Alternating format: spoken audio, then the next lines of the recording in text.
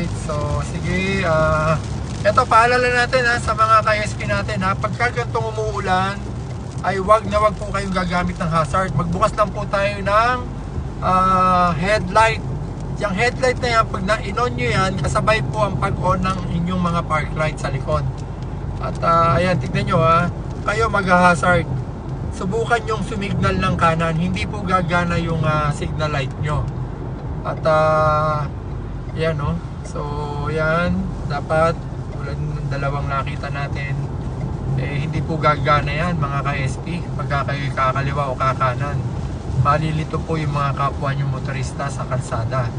So again, paalala, wag po tayong gagamit ng hazard light kapag tayo ay nakaka-experience ng ganitong maulan, lalo na dito sa expressway. Delikado po yan. Sige po, sana natuto mga ka-SP. Maraming salamat.